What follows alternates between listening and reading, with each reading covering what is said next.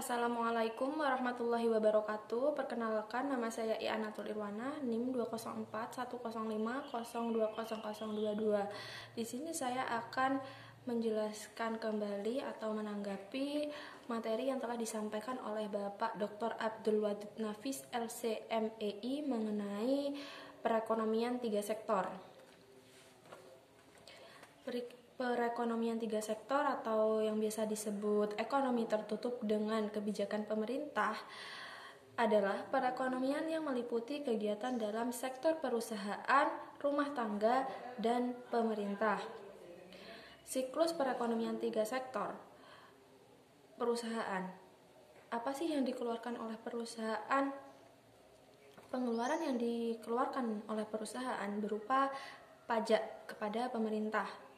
Kemudian pengeluaran perusahaan kepada rumah tangga dapat berupa gaji, upah, sewa, bunga, dan laba.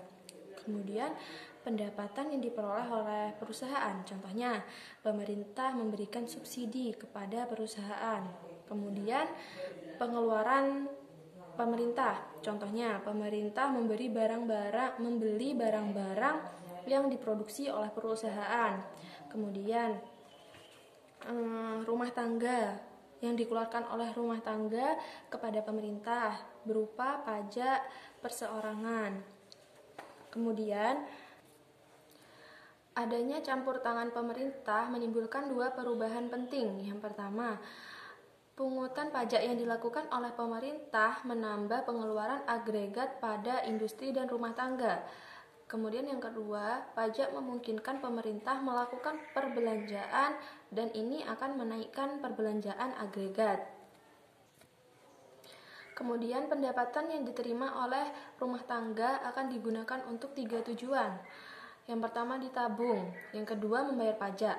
Dalam keseimbangan berlaku persamaan, Y sama dengan C ditambah I ditambah G. Sedangkan tiap tingkat pendapatan nasional berlaku Y sama dengan C plus S plus T. Kemudian membiayai konsumsi. Kemudian syarat keseimbangan, penawaran agregat atau AS sama dengan agregat demand atau AD. Dalam perekonomian yang tidak melakukan perdagangan luar negeri, AS sama dengan Y, sehingga pada keseimbangan pendapatan nasional berlaku persamaan C plus I plus G sama dengan C plus S plus T. Apabila C pada tiap ruas dikurangkan, maka berlaku I plus G sama dengan S plus T. I plus G adalah suntikan, S plus T adalah bocoran. Kemudian pajak langsung dan tidak langsung. Yang pertama, pajak langsung merupakan jenis pungutan pemerintah yang secara langsung dikumpulkan dari pihak yang wajib membayar pajak. Kemudian yang kedua, pajak tak langsung merupakan pajak yang bebannya dapat dipindahkan kepada orang lain. Kemudian bentuk-bentuk pajak pendapatan. Yang pertama, pajak regresif. Pajak turun ketika pendapatan naik. Kemudian yang kedua, pajak proporsional. Pajak tetap untuk berapapun tingkat pendapatan. Kemudian yang ketiga, pajak progresif. Pajak naik ketika pendapatan naik. Kemudian efek pajak terhadap konsumsi dan tabungan. Pajak akan menurunkan YD atau pendapatan disposable sejumlah T, sehingga YD sama dengan Y dikurangi T. Karena YD turun, konsumsi atau C dan tabungan atau S juga turun.